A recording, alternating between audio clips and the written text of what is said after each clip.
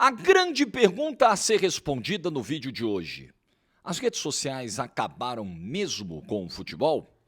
Vamos falar do pedido de demissão de Renato Gaúcho e desse tema, que é um tema não necessariamente na temática do futebol, de acabar com o futebol, mas é um tema recorrente aqui no canal, rede social, né?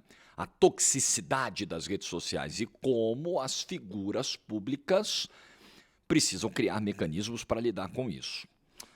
Bom assunto, hein? Eu gosto desse assunto. Like no vídeo, se inscreve, ativa o sininho, rumo a 440 mil inscritos por aqui. Aniversário do professor Jonas Bressan, promoção do método Biway para você aprender inglês agora. Para de adiar. Ah não, daqui a pouco, tô sem tempo. Cara, é agora, vai mudar a sua vida, a sua carreira, um mar de oportunidades vai se abrir com o inglês que é fundamental. E com 57% off. Mais da metade do preço, ó, desabou no aniversário do professor Jonas. Promoção vai até sexta-feira, método Biway, link na descrição e no comentário fixado. É um bom presente para você dar para alguém. Compra, parcela do cartão, ó, tá aí, ó, pra você aprender inglês. Estou te dando de presente. Com esse descontão aí, 57% off, pelo amor de Deus. Muito bem. Renato Gaúcho, ontem, após a eliminação do Fluminense na Sul-Americana para o Lanús, pediu demissão. Eu peguei algumas frases aqui do Renato. Eu acho que algumas frases fazem sentido, outras eu vou rebater, eu discordo. Então, vamos lá. Primeiro, só para contextualizar, assim, o Renato foi chamado de burro pelo torcedor. Eu acho que isso foi meio que pá de cal, assim, meio definitivo. O que o Renato fez ontem, primeiro, quando a torcida do Fluminense manda ele tomar naquele lugar. Ei, Renato, eu fiquei até na dúvida. Falei, será que é pra ele mesmo? Era pra ele. E aí, logo depois, emendou o corinho de burro. Não sei se foram todos os 40 mil torcedores presentes no Maracanã, mas uma parte significativa. A gente conseguiu ouvir bem. E aí, o Renato pede demissão, algo que eu esperava que o Abel Ferreira fizesse no derby da Copa do Brasil. Quando eu tava narrando o Palmeiras e Corinthians da Copa do Brasil, quando eu ouvi a torcida começar, ei, Abel, vai tomar naquele lugar, ei, Abel, vai se ferrar, o Palmeiras não precisa de você. Na hora eu já pensei, do jeito que o Abel tá pressionado, isso nunca tinha acontecido, né? Ele é ídolo aqui do Palmeiras, o maior treinador da história do clube. Acho que ele vai entregar os pontos. Continuou, não entregou o cargo. Quando eu ouvi ontem esse xingamento da torcida do Fluminense ao Renato, eu pensei a mesma coisa. Falei, não sei se o Renato vai topar continuar, não. E nesse caso, o Renato não continuou. Renato foi mal nas substituições. Ele explica que a saída do Hércules se deu ali por uma questão de desgaste, e aí entra o Otávio. Acho que a pior de todas as mudanças é a retirada do Lúcio para colocar o John Kennedy, porque aí você colocou um monte de gente na frente e acabou o seu meio-campo. Você perdeu completamente o controle do meio-campo. Algumas explicações do Renato, de fato, não param em pé, porque aí ele chega e fala assim, tem jogador aí que eu não estou aproveitando por baixa minutagem. Próprio John Kennedy. Quanto tempo de jogo o John Kennedy vem tendo, em média? John Kennedy, nos últimos 2 meses, jogou menos de 15 minutos. Sabe? Então, as explicações não paravam de pé, o desempenho do time era um tanto quanto irregular e as alterações ontem foram desastrosas. Então, é um combo muito complicado, né? Até foi feita uma pergunta sobre orçamento para o Renato, que eu achei muito interessante, muito pertinente. Fala, Renato, assim, você falou que no Mundial de Clubes, era muito desigual, injusto, porque o orçamento dos europeus é muito maior e tal. Mas hoje aqui você foi eliminado por um time que tem uma folha de 2 milhões e a do Fluminense é de 20. Um time que investiu 20 milhões em contratações, o Fluminense investiu 200. E aí ele tenta sair pela tangente e não dá uma explicação convincente. Então, assim, ok, o desgaste aconteceu, como acontece, como é próprio do futebol. Ninguém aqui, como vocês sabem, tem tempo para nada. Não existe paciência. Paciência do futebol é artigo de luxo, do futebol brasileiro, então, é artigo inexistente. É artigo que saiu de linha, sabe? No futebol geral, mundial, é artigo de luxo. No futebol brasileiro, já não fabricam mais essa peça de reposição. Acabou, não tem. Paciência aqui, ninguém tem pra nada. E o Renato acabou sendo vítima disso também, mas vítima também de seus erros. Com certeza, como a gente destacou aqui do jogo de ontem. Mas eu quero ficar mais nas falas do Renato Gaúcho, depois do jogo. Então, o Renato Gaúcho falou o seguinte, eu vou pegar algumas frases, tá? Vou pegar 2 aspas aqui em sequência que estão no site do GE. Abre aspas. Eu nem deveria estar falando isso com vocês. Quem vai se manifestar é o presidente. Mas essas perguntas todas, de alguns gênios da internet, muita gente vai atrás desses gênios. Eu acabei, antes de vir para cá, de pedir demissão para o presidente. Então, a partir de agora, vai estar outro cara aqui. Vocês vão fazer as mesmas perguntas para ele. E eu quero ver as respostas que ele vai dar. Quero ver se ele vai colocar o time que o torcedor quer ou o time da cabeça dele. Fecha aspas. Eu vou parar aqui e vou seguir, tá? Depois lendo mais aspas do Renato Gaúcho. Deixa eu só já deixar a próxima aspa aqui. Quando ele fala de gênios da internet, não, essas perguntas todas de alguns gênios da internet, muita gente vai atrás desses gênios. Vamos lá. Se comete um erro, geralmente, figura pública como o Renato, geralmente comete esse tipo de erro. Vai atrás da opinião ou se importa com a opinião de pessoas que não têm embasamento técnico algum. Eu não estou dizendo que o cara que não estudou sobre futebol, por exemplo, não pode falar sobre futebol. Ele pode falar sobre o que ele quiser, as pessoas são livres. Nós estamos ainda num ambiente democrático, apesar dos seus percalços, né? Mas as pessoas podem falar o que elas quiserem. Agora, você numa posição de destaque, você é um profissional renomado da sua área, você não deveria se importar com opiniões de quem não tem conhecimento para aquilo. Deixa o cara falar. Ah, é um gênio da internet e algumas pessoas vão atrás. Problema de quem vai atrás. Eu tenho trabalhado muito isso no meu dia a dia, né? Agora mesmo que eu dei esse novo passo profissional, tem um monte de especialista, um monte de gênio da internet avaliando, né? Sem conhecimento algum, sem leitura de cenário alguma, muitas vezes de forma enviesada, muitas vezes para monetizar com repercussão, com viralização de conteúdo, muitas vezes para gerar uma agenda negativa de caos.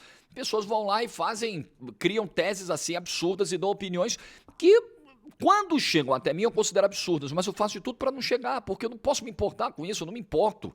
Eu não me importo com opinião de quem não tem relevância, sabe? De quem não tem educação para debater, que não é o caso deste canal. Aqui nós temos uma galera que debate com muito alto nível. Os que não conseguem debater no alto nível, eu vou tirando como espuma, como vocês sabem, né? Hater a gente afasta como espuma, idiota a gente descarta como a gente descarta espuma. Mas se dá muita importância. E a figura pública precisa, vamos ao bingo do canal mais uma, as figuras públicas precisam filtrar o conteúdo que recebem de rede social. Sejam elas próprias, sejam as pessoas do seu entorno fazendo isso. É preciso desenvolver esse trabalho.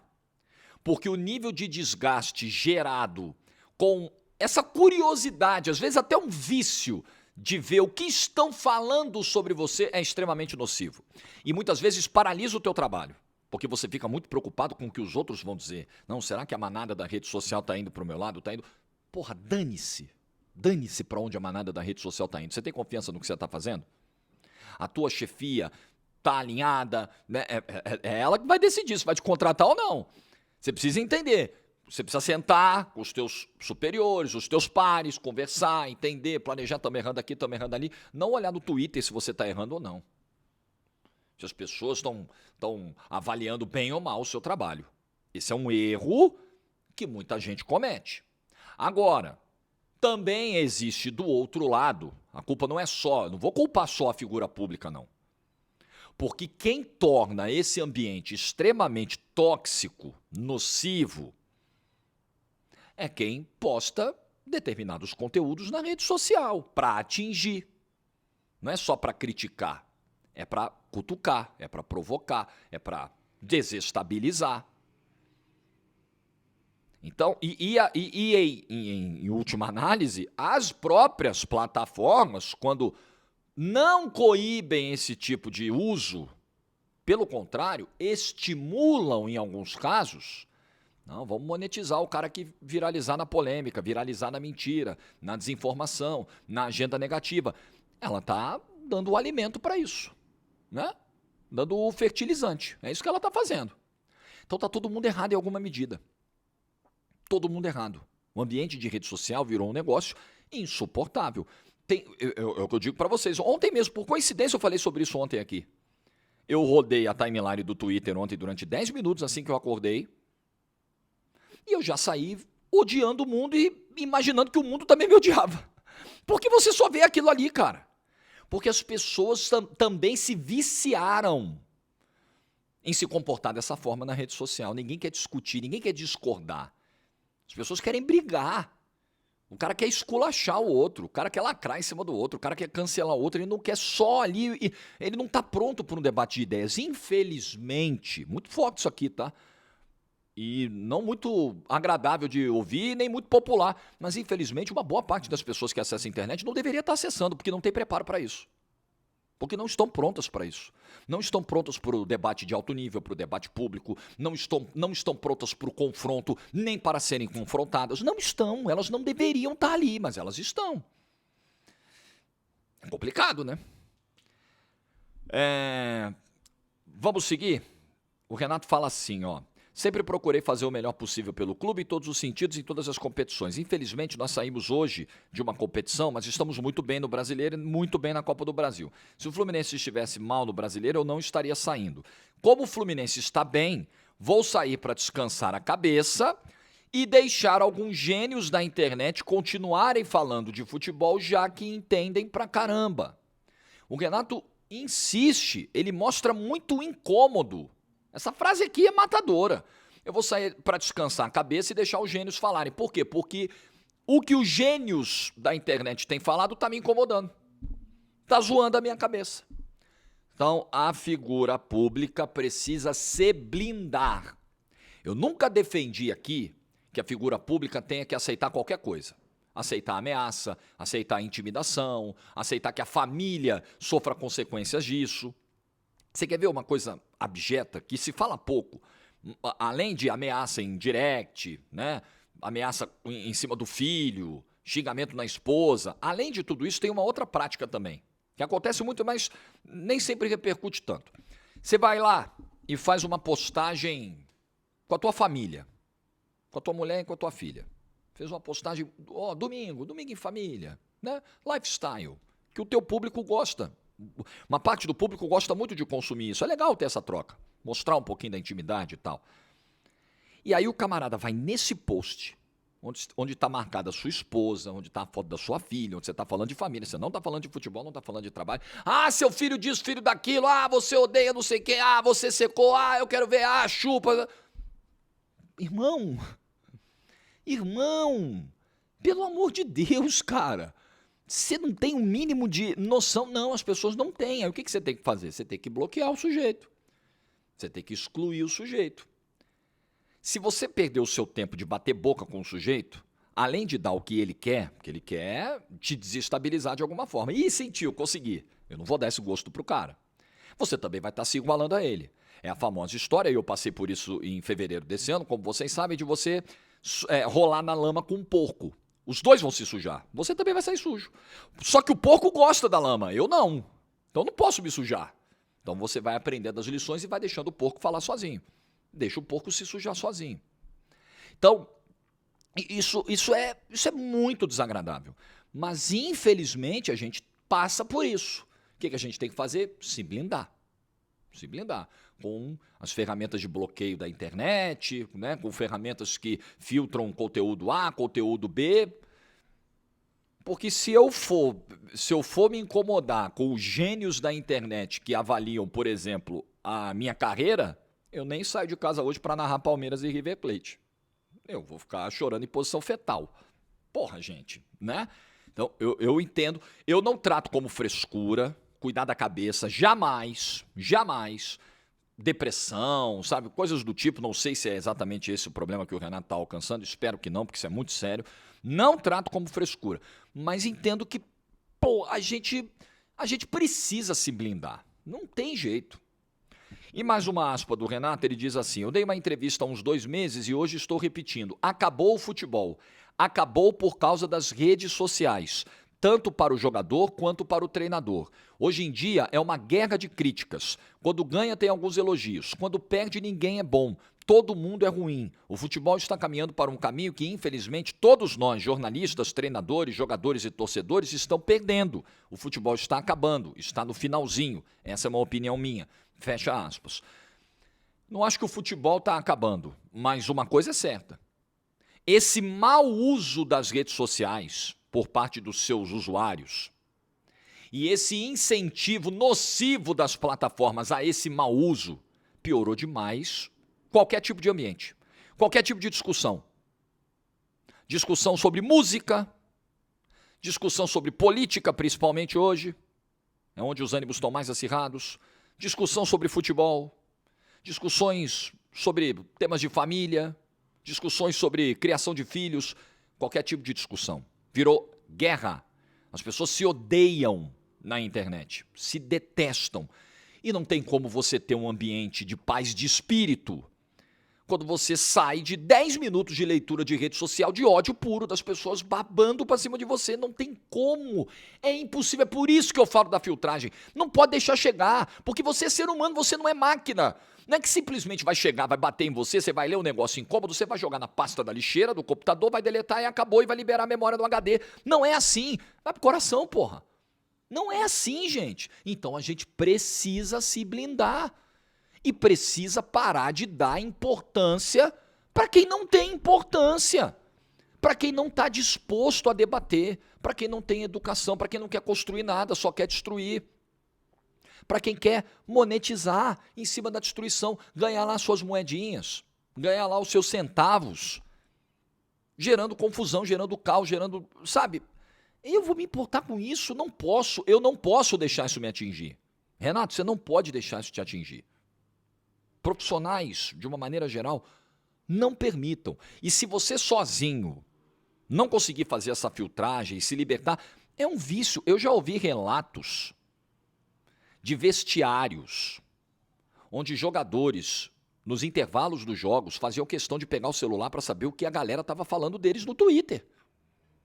Essa busca da validação geral. Se você não consegue lidar com isso sozinho, busca ajuda. Sério, busca ajuda. Existe ajuda para isso. Para você se libertar desse vício tecnológico e desse vício da validação. Busca ajuda, porque isso faz muito mal. Isso é muito tóxico. Isso não é frescura. O meu ponto aqui sobre o Renato é que eu acho que ele é um cara experiente o suficiente e com recursos suficientes para se blindar disso. E não deixar isso contaminar o trabalho. Porque, vamos lá, se todo treinador de futebol pedir demissão porque os gênios da internet estão falando bobagem sobre o trabalho dele, não sobra treinador do futebol mundial. Não sobra um. Não resiste um. E vou além. Não é só treinador que tem que fazer essa filtragem. Presidente de clube. Já contei aqui história de presidente de clube, que é viciado também em ver o que a rede social está falando. E aí vai, de acordo com a maré da rede social está indo para onde? É lá que eu vou. Morre de medo de tomar uma decisão impopular, de tomar uma decisão difícil, e isso vai gerando líderes fracos. Líderes fracos nas empresas, na política, no esporte, em qualquer área.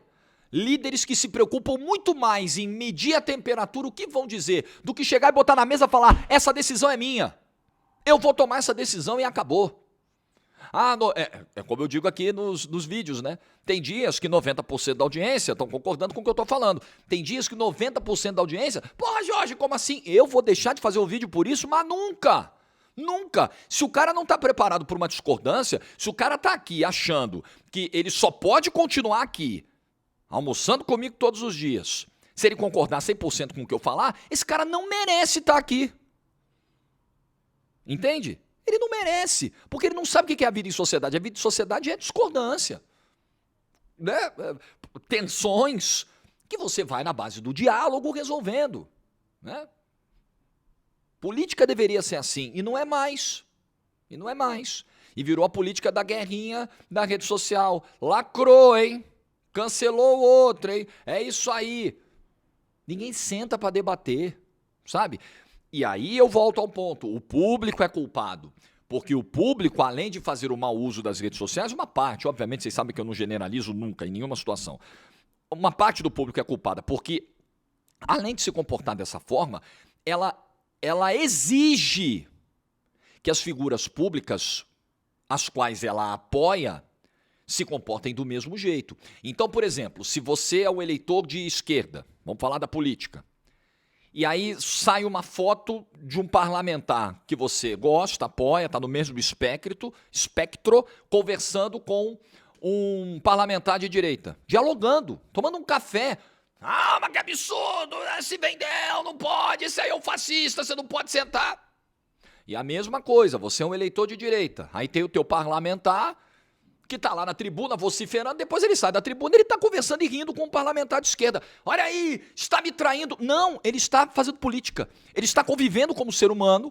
São 513 deputados que convivem no mesmo espaço, todo dia não, né? Eu ia dizer todo dia, mas eles não trabalham todo dia, né? Mas nos dias em que se encontram, nos dias em que trabalham, e precisam ter uma relação minimamente amistosa. Na hora de subir para a tribuna, um sobe de um lado, um sobe do outro, cada um defende o seu ponto. Mas quando descer, eles não podem ser inimigos. A gente não precisa que eles sejam inimigos. A gente só precisa que o cara não seja um estelionatário eleitoral. E ele cumpra o que ele prometeu. E ele defenda as bandeiras que ele prometeu defender na hora de pedir o meu voto. Mas eles não têm que se odiar, meu Deus do céu. E se eles se cruzam, sabe? Se eles vão... Se você tem um parlamentar, repara, vê comentário. Você tem um parlamentar, CNN faz isso direto, né? Faz os debates lá entre parlamentares de visões diferentes. A Globo News agora está fazendo também. Aí você põe lá, dois caras, um de cada lado. Aí eles vão debater. Se existe algum clima de cordialidade entre um e outro, o eleitor fica puto. Porque ele quer que o cara vá lá para... Ele não quer que o cara vá lá para debater. Ele quer que o cara vá lá para massacrar, para acabar com a raça do outro. E aí, a figura pública encara o personagem. Fazer o quê? Eu preciso disso para viver, eu preciso disso para ganhar voto, eu preciso disso para ter audiência, eu preciso disso para ter engajamento, eu preciso disso para ter relevância. Tá bom, vou vestir o personagem. E aí a gente vê as cenas que a gente vê no parlamento, a gente vê as cenas que a gente vê nos campos de futebol, a gente vê esse tipo de cena se repetir, porque se estimula, se vive do ódio. Não existe debate, não existe discordância. É muito triste. Não acho que as redes sociais acabaram com o futebol. As redes sociais pioraram o mundo. O mundo. Sou a favor do fechamento, sou a favor de um controle. Não sou. Não sou. De uma censura prévia, não sou. Eu acho que isso é muito perigoso. Eu acho que a gente tem que debater isso de maneira muito profunda, sem pressa, por mais que seja um problema que tem que resolver, mas eu acho que a gente precisa debater isso com profundidade, tentando eliminar paixões e achar um caminho construtivo. Porque soluções rápidas demais para problemas complexos costumam ser soluções ruins. E esse é um problema muito complexo. Agora, alguma coisa precisa acontecer. E antes que aconteça alguma mudança, seja na base da regulação, seja na base da mudança do algoritmo, o algoritmo, ao invés de te entregar o caos, a briga, a confusão, te entregar outro tipo de conteúdo, essa mudança precisa vir do usuário. E a figura pública precisa se blindar contra os maus usuários. É o que eu prego todo vídeo que esse assunto surge aqui no canal. E continuarei pregando, enquanto entender que esse é o caminho. Que o Renato cuide bem da cabeça, que o Renato siga aí a sua vida com tranquilidade. E eu acho legítimo, tá? Eu acho que o Renato errou demais em substituições. Eu acho que o Renato talvez tenha entendido. E aí, né, sabe como é, né? Talvez o Renato não tenha admitido não tenha dito todos os motivos claramente que o levaram a tomar essa decisão. Talvez essa decisão foi tomada também porque o Renato enxergou uma incapacidade de mobilizar o time até o fim do ano. E aí ele joga a culpa apenas nas redes sociais. Pode ser uma estratégia de discurso, mas que as redes sociais pioram tudo, pioram. E se você não está conseguindo lidar bem com isso, eu acho legítimo parar, sair de cena, curtir o seu futevôlei, respirar, e aí um dia você volta se conseguir lidar melhor com isso. Eu também acho legítimo. Então, cara, a decisão é do Renato, eu entendo, acho uma decisão que prejudica o Fluminense no momento em que você tem uma reta final de temporada, tem clássico domingo contra o Botafogo, vai ter uma semifinal de Copa do Brasil para jogar em dezembro. O mercado de treinadores está horroroso, escasso de opções, vai pegar o Fluminense com as calças na mão. Tem eleição no Fluminense nesse ano. É um momento muito difícil, mas assim, o Renato tem que pensar primeiro nele. Aí desculpa torcedor. Ah, ele foi egoísta, ele pensou nele, não pensou no clube. Sim, ele tem que pensar nele. Tem que pensar nele. Eu penso primeiro em mim, eu sempre falo isso aqui. Na hora que eu vou tomar uma decisão profissional, eu olho para o lugar onde eu tô, olho para os meus amigos com quem eu trabalho, com muito carinho, com muita admiração, penso neles, meço as consequências que um movimento vai ter no lugar onde eu trabalho, mas a minha lista de prioridade é eu, minha carreira, minha família. Depois eu vejo o restante. Eu defendo que os profissionais ajam dessa forma. E se o Renato agiu dessa forma também, né, pensando na sua saúde mental, tá justo. É isso aí. O que você pensa? Deixa a opinião nos comentários. Like do vídeo se você ficou até o final. Te vejo hoje na GETV, 8 da noite, Palmeiras e River Plate, valendo vaga na semifinal da Libertadores. Juízo, tchau.